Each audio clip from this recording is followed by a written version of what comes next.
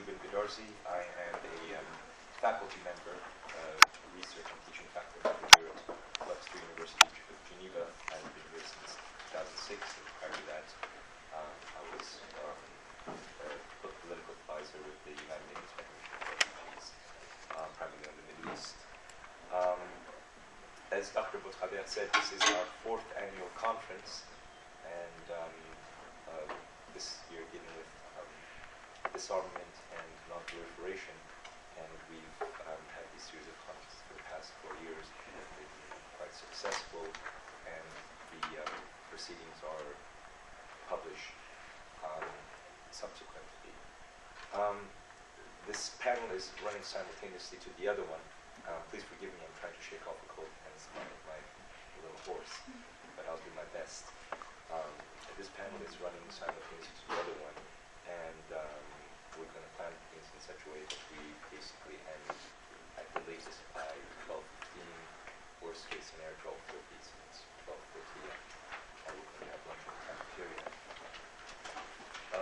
This panel is going to be about the limiting the effects of war, and I'm privileged today to have 3 speakers with us who are going to speak on various aspects related directly to the subject with regard to international humanitarian law, Africa, the Balkans, and one of our other speakers, Philippe Mercier, unfortunately can't be with us. From what I understand, his flight from Brussels was cancelled because of this volcanic cloud, so hence he can't be here with his presentation. But as it stands, the speakers are supposed to try to limit themselves, and I'm going to try to, technically speaking, they're supposed to limit themselves to 15 minutes, but since we're missing one speaker, I think that gives us some more latitude. So I think it's perfectly fair to say that the speakers can speak a maximum of 20 minutes, and then once they have all taken their turns to talks for a maximum of 20 minutes, then we can open up to question and answer and discussion. So I look to a very fruitful and productive session. Our first speaker, it's a pleasure to introduce to you Dr. Matthew Parrish, who's a former legal advisor to the Office of the High Representative in Bosnia-Herzegovina, and he's going to be talking about the topic of conflict resolution and nation building in Bosnia-Herzegovina. With no further ado, I'll give the floor, and who's also the author of a book on the topic. So just wanted to please. Thank you very much for that kind introduction. A little bit of my background, so you know who I am. For about 2.5 years, I lived in the strategically important city of Brčko in the northern part of Bosnia and Herzegovina. I was the chief legal advisor to an international civil servant called the International Supervisor of Brčko, who was a State Department official, who ran an area of northern Bosnia as an American government's protectorate. This was an extraordinary regime, and indeed the way that Bosnia and Herzegovina has been run ever since its very unpleasant war ended in December 1995 has been nothing short of extraordinary. And yet, it is a very important regime for us all to understand, because it is the modern precedents, the origins of the so-called science of state building. And I want to talk to you today a little bit about what state building involves and what the Bosnian experience tells us about it. State building is, if you like, the latest fad in international relations, as foreign governments, international organisations and international experts are parachuted into post-conflict societies to rebuild political and legal institutions within a Western image. It is, if you like, a peak of modernist dogma in which the international community anticipates that nascent democracies may observe and come to learn the best principles of the rule of law, and from the ashes of failed states, having suffered debilitating civil war, we can forge modern, new Western societies. Now, these efforts are subject to some scrutiny at present, because state-building projects are underway with varying degrees of success all over the world. The most notable, of course, are Afghanistan, Iraq. We've also got Democratic Republic of Congo, Haiti, a state-building exercise interrupted by a calamitous earthquake, East Timor and beyond. And many, myself included, consider the record of success of these different state-building endeavours, if you like, to be rather mixed.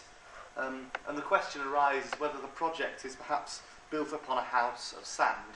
Will the governance structure of Iraq and Afghanistan at the end of the period of Western intervention in those countries be any better than it was previously? Nobody quite knows the answer to that question, but many have an air of scepticism in their analyses of it. And to understand why this state-building project is so difficult, I want us to go back to the very first example of this that emerged at the end of the Cold War, and that was post-war Bosnia. And I'm going to spend a few minutes talking about the Dayton Peace Accords, which ended the war in Bosnia and created a decentralised, confederal system of government, if you like, actually in many ways modelled upon the Swiss system of government, in which there would be a Serbian entity within the country called the Republika Srpska, and then a series of cantons dividing up the rest of the country, some of which would be dominated by Bosniak, that's Bosnian Muslims, and some of which would be dominated by Croat governments. Within this very decentralised structure, there would be government at a local level on a mono-ethnic basis. Above all those institutions, there would be ostensibly a state, a central government, but it would exist on paper only with very limited competences. And this model, I suggest, and many people said at the time, was an implicit blueprint for the subsequent secession of Croat and Serb statelets from the rest of the country. However, the international community formed a stance that the country should remain united, notwithstanding this constitutional structure, and decided that the country's central government should be strengthened to prevent Bosnia's subsequent disintegration. And this proved very difficult to centralise it like this, because the Bosnian constitution adopted a political theory called consociationalism, a theory developed by the American political scientist Leiphart. And the essence of consociationalism is that you promote consensus building by allowing that any ethnic group can block the decisions of any other. It's not a simple majority system. It would be like, in the Swiss parallel, it would be like saying that any one canton or any one language-speaking group can block the decisions of the German minority, for example. Therefore, to promote the centralising strategy the international community had adopted in the face of dogged resistance by Bosnian politicians, the international community decided to create its own legal authority to push political reforms that would otherwise be blocked. The Office of the High Representative was created, an institution established by the Dayton Peace Accords, but originally as a mediator. It was subsequently given, in late 1997, dictatorial powers, which the various high representatives, European appointed officials, came to use with increasingly broadly. The various local federal units within Bosnia's highly complex constitution had started operating with increasing autonomy, and the central government was doing very little. Therefore, the High Representative started a strategy of dismissing elected officials from public office, amending legislation, imposing legislation which the Bosnian Parliament would not otherwise enact itself, overriding democratic institutions.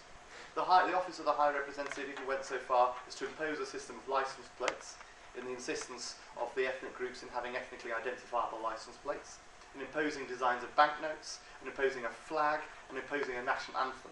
The Office of the High Representative became a proconsular authority with a one-man agenda, if you like, to promote state building within the country.